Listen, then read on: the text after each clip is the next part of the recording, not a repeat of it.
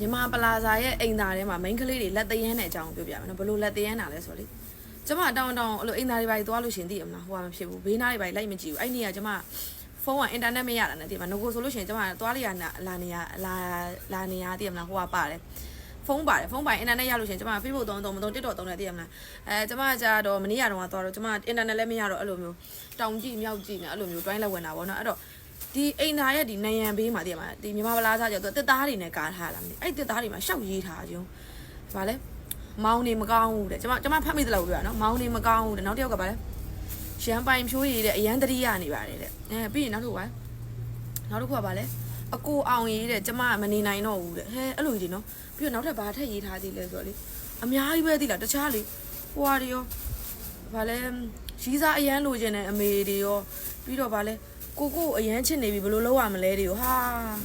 ကျမအဲ့ဒါတွေဖတ်ပြီးတော့လေဥရီတောင်တက်တယ်ကျမခလေးနဲ့2ယောက်ကိုသွားတာဟိုသိရမှာအဲ့ဒါကျမသားတော်ပြောမေဘာတွေဖတ်နေရလဲဆိုပြီးအဲ့ခလေးရတောင်မှဟိုဟာဖြစ်တယ်ပြီးတော့ခလေးရတောင်မေးနေသေးဒါကဘာတွေရေးထားအေးအဲ့ဒါကိုကြည့်ပြီးတော့ဖတ်ပြီးတော့ရေးနေတာလို့အဲ့ပြီးပြီးတော့လေတခြားမရိုင်းတဲ့ဟာတွေရောအများကြီးပဲနော်အဲ့ဒီဟိုဟာတွေမှာလေ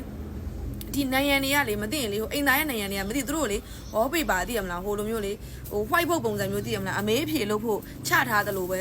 အဲ့ဘောပင်တွေလည်းအိမ်သားတွေကဘလို့ယူသွားကြလဲမသိဘူးအမေးဖြေတွေလောက်ထားကြတော့အောက်ကတယောက်ကရီးစားအရန်လိုချင်တဲ့အမေးဆိုပြီးတော့ရေးထားတဲ့ဟာအောက်ကမြားနဲ့တော့ပြန်ဖြေထားတာဗာလဲ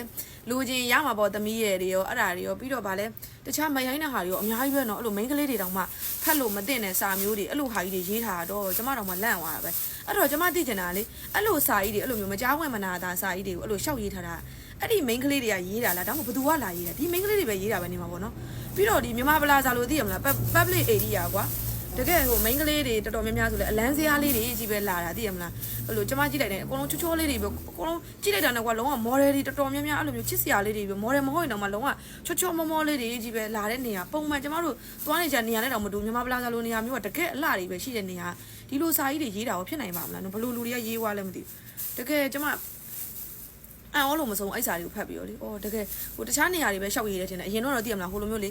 public area တွေသိရမှာပြည်သူရင်မြင်ပါလို့ဆိုလမ်းဘေးမှာအုတ်ခုံတွေပါရှင်းရှောက်ရေးတယ်အခုကအဲ့လိုနေရာတော့မဟုတ်တော့နော်မြန်မာပလာဇာလိုနေရာမျိုးတောင်ဟိုလိုမျိုးဟိုနေရာကြီးတွေတောင်မှလူမြင်ရတဲ့နေရာဒီအရှိတက်တဲ့တွေမှာတော့ရေးထားတာနော်ရှောက်ရေးထားအဲ့လိုကြီးတွေဘေးနိုင်ရန်တွေရောအိမ်သားတွေမဟုတ်တော့မှလေအဲ့လိုတွေရှောက်ရေးထားကြဘလုံးဝအဆင်မပြေဘူးဖတ်ရတာဒီမိန်းကလေးတယောက်အနေနဲ့